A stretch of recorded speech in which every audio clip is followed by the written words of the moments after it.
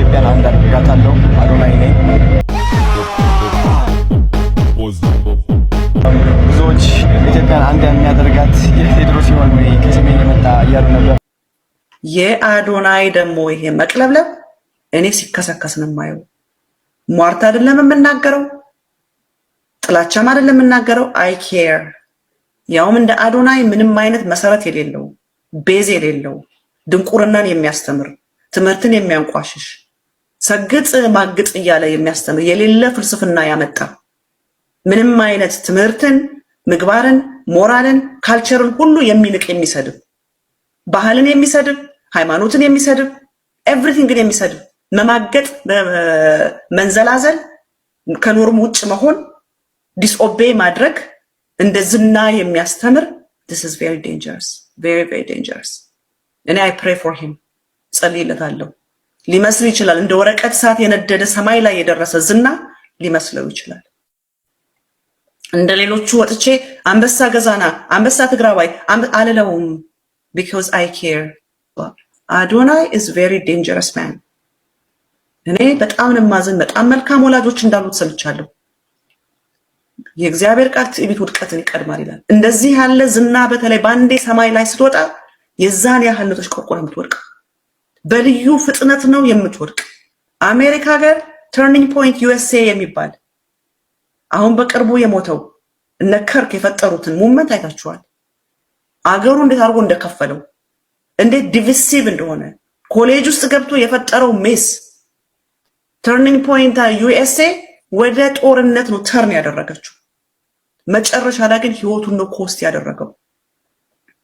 አዶናይ ካልተጠነቀቀ the same አይነት ፕሮብሌም ውስጥ ለሚገባው ስፔሻሊ ለጊዜው በሉ ከተወሰነች በኋላ ደግሞ አዶናይ የረገጣ ፕሮግራም ይያዝለታል። ምክንያቱም ምንም ይዞ እንዳልመጣ ይታወቃል። ጩኸቱ እልሁ ምናምን ስላለ እንጂ ወርጅ ፖይንት ብትሉት በትክክለኛ ሰው ጋዜጠኛ ቢጠይቀው ይሄ ሰው አንድ ነገር የለው። ወጁ ጋር ምንድነው ለኢትዮጵያ ይዘህ መጣው ከካናዳ የት ነው? ምን ተምርሃል? ምን አድርጋል? ምን ፈጽመሃል? ምን ረድተሃል? ተብሎ የሚጠይቀው ሰው ስለሌለ ለሰሞኑ ፉን ተብሏል። የሆነ ጋዜጠኛ አምጥቶ አፈር ከድሜ ሲያበላው ግን ይጠፋል።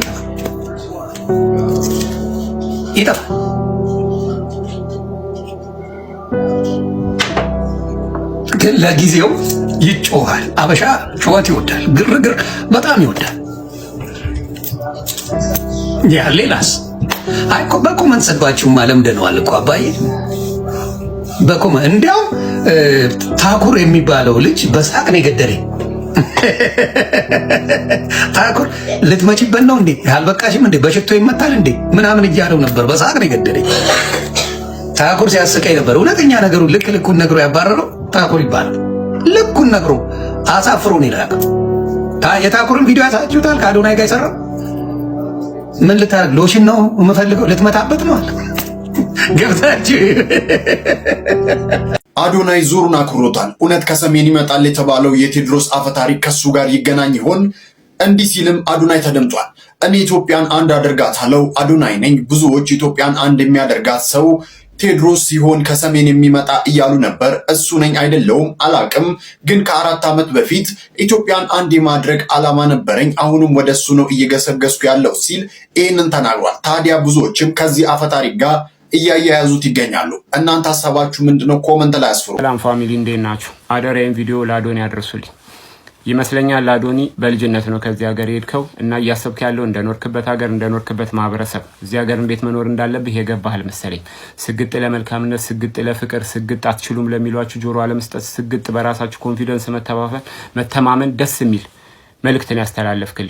ግን ማለት ነው እዚህ ሀገር ላይ መልካምነት ልክ ሊኖረው ይገባል። ለመኖር ስትል እውነታው መልካምነት ልክ የለውም፣ ግን ልክ ሊኖረው ይገባል ለመኖር ስትል ማለት ነው። እዚህ ሀገር እንደመጣ በጣም ብዙ ሰው አክሰፕት አደረገ መልካምነትን፣ ብዙ ሰው አወራ። በአንተ ቪዲዮ በጣም ብዙ ሰው ቫይራል ለመውጣት ቪዲዮ ሲሰራ ነበር። 100 ሺህ ፎሎወር ማግኘት ጀመርክ። በጣም ከፋልክ። የዛኔ ነው የፈራውልህ። ምክንያቱም አንደኛ ፎቅ ላይ ብትወድቅ የመትረፍ እድል አለ። ከ11 ከ12ኛ ፎቅ ላይ ብትወድቅ ግን ከመሞት ውጭ አማራጭ የለም እግዚአብሔር ካላተረፈ። የእርዳታ ድርጅቱ 8 ሚሊዮን ብር እንዲያገኝ ሪል ስቴቱ 1 ሚሊዮን ፎሎወር በ6 ሰዓት ውስጥ እንዲገባ ትልቅ አስተዋጽኦ አድርገሃል። እመኔን ግን በዛኑ ልክ አንተን ቂጥ ለመክተት ደግሞ 6 ሰዓት አይደለም 30 ደቂቃ ባነሰ በቂ ነው ይሄ ህዝብ ማለት አንተን ቂጥ ለመክተት። አራዳ ኮንክ ከዚህ በፊት በራሳቸው ተነሳሽነት ያላቸውን ለማካፈል እርዳታ ለመሰብሰብ ቪዲዮ የጀመሩ ሰዎች ልጠቅስል ይችላል። እነ መልእክተኛው፣ እነ ማስተራብነት፣ እነ ባላደራው፣ እነ ዶክተር ነው። የእነሱን ሂስትሪ ጠይቃቸው። ምን አይነት ስም ሲሰጣቸው፣ ምን አይነት ስድብ ሲሰደቡ እንደነበር፣ እንከን ፈልገው ቂጥ ሊከቷቸው ስንት ነገር ሲሉ እንደነበር፣ ስንት ነገር እንዳጋጠማቸው ከነሱ መማር ትችላል። ገብቷል አይደለ? የሰይፉ ጊዜ ሰይፉ ላይ ለምን አዶኒ አልተጋበዘም ዩቲናስን ብቻ ቅስቀሳ እንዲያደርግ ብለው በዘረኝነት ሙድ ያንተን ስም አንስተው ቪዲዮ የሰሩት አንተን ወደው አንተን አስበው እንዳይመስል አይደል?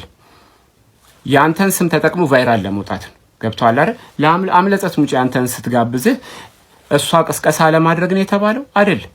ገብቷል አይደል? ምንድነው ጭራሽ ሌላ ስም ኔጌቲቭ ነገር ነው የተነሳው። ተመቻችተው ነው ወይ ወዳው ነው እንደዚህ አርጋው ነው እንደዚህ አርጋዋል ምናምን ስንት ነገር ነው የተባለው። ከሩጫው ጊዜ በኋላ ህዝቡ ያንተን አመለካከት ወዴት እየወሰደው እንደሆነ እያማረኝ ስላልሆነ ነው። አንተም የሩጫው ጊዜ ገብቶህ ነበር። የሰውን ውድቀት የሚያስደስታችሁ ሰዎች ግን ምን ሆናችሁ ነው ብለህ የሰራው ቪዲዮ ላይ ገብቶህ ነበር። ብትችል ከዚህ በኋላ ካንተ አቅም በላይ እርዳታ የሚያስፈልገው ቪዲዮ ከሆነ ቪዲዮ መስራት ልክ ነው። ግን በራስ አቅም የምትረዳው ቪዲዮ ለምሳሌ ጎዳና ላይ ልጅ ይዞ ያገኘውን የረዳኸው ልጅ ቪዲዮ መስራት አያስፈልጉም። ምክንያቱም መልካምነት ሽልማት ያሻውም ምስጋና የማያስፈልጉ ከእግዚአብሔር ታገኘዋለህ። ገባህ አይደለ? በቃ ሊቭ ማድረግ። ከዛ ውጪ ግን ብትችል ገባህ አይደለ? ዲሰንት ሁን ወይ ደግሞ የነበርክበት ሀገር ተመለስ። እመኔ ይሄ ህዝብ የሆነ እንከን እየፈለገብን የማይሆን ነገሩ ስለመክተል ከሆነ ነገር ጋር አገናኝቶ ወይ ከፖለቲካ ጋር አገናኝቶ የሆነ ነገር ውስጥ ይከታል ወይ ደግሞ የሆነ የአርቲስት እርዳታ ገንዘብ በላ ወይ ደግሞ እንደዚህ ብሎ ካደን ብሎ የሆነ ነገር አድርጎ ቂጥ ሊከተል እየጠበቀ ያለው ህዝቡ። ገብቷል አይደለ? የዛኔ ይሄ ወዶኛል ብለ ያልከው ህዝብ አይደለም ጃኒ ከጎን ስትከተል የነበረችው ጃኒ እንኳን ትከዳለች። እውነቱን ነው የምነግርህ እና ኢፍ ዩ ካን እንደ አድቫይስ ነው የምነግርህ እስከ ተወሰነ ጊዜ ዲሰንቱ። ገብቷል አይደለ? እንደ አድቫይስ ነው። ይመች። ተግቶ መስራት ምን ያደርጋል? መሰገጥ ነው። እውቀትም አያስፈልግም መደደብ ነው የሚል ሰው በርታ፣ በዚሁ ቀጥል ተብሎ ተሸልሟል። እንግዲህ አሁን ላለው ትውልድም መልእክት ይመስላል። ማንን መከተል ማንን ማየት እንዳለበት መደደብ እያሸለመ ስለሆነ ማለት ነው። እኔ ግን ቲክታክ ክሬቲቭ አዋርድ አዘጋጆች ማንም ይሸለም፣ እኔ ችግር የለብኝም። ግን ክራይቴሪያ የላችሁም ከሞራል ጋር የተገናኘ ወይስ ባህል፣ ሃይማኖት የሚባሉትን ነገሮች እናንተ አትቀበሉ? እና ደግሞ ትውልድ ውስጥ ምንድነው እንዲማር የፈለጋችሁት? ስኬት የሚመጣው በመደደብ እንደሆነ እንደዚህ በመጨማለቅ። እኔ ግን የሆነ እንደ ሀገር እየከሸፍን እንደሆነ ነው እየተሰማኝ ያለው።